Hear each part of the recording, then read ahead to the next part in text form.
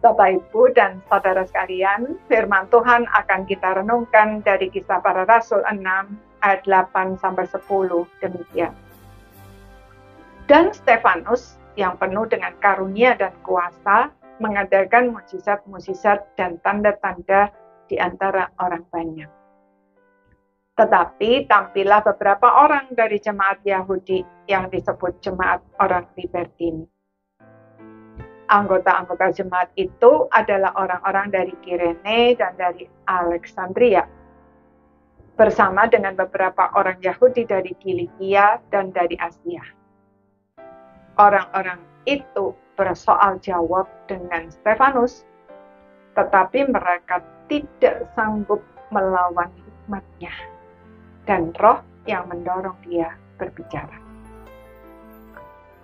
Saudara, pada umumnya orang berpikir bahwa seorang diaken hanya mengurusi pelayanan kasih kepada orang-orang yang berkekurangan.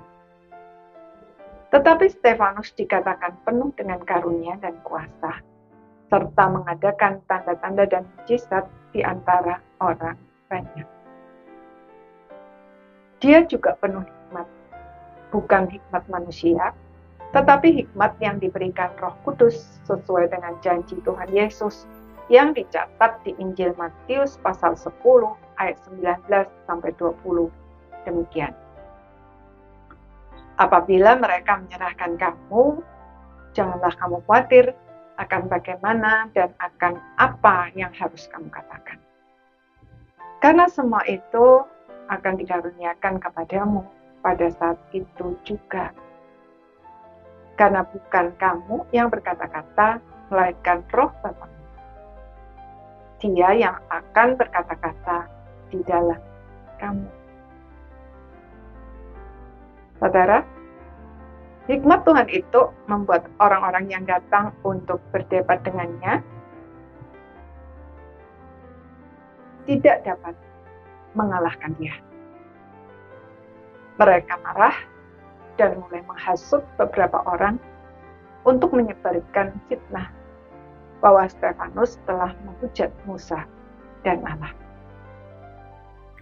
Dengan fitnah tersebut, mereka memprovokasi orang banyak, beserta para ahli Taurat untuk menyergap Stefanus, menyeretnya dan menghadapkannya ke hadapan mahkamah agama.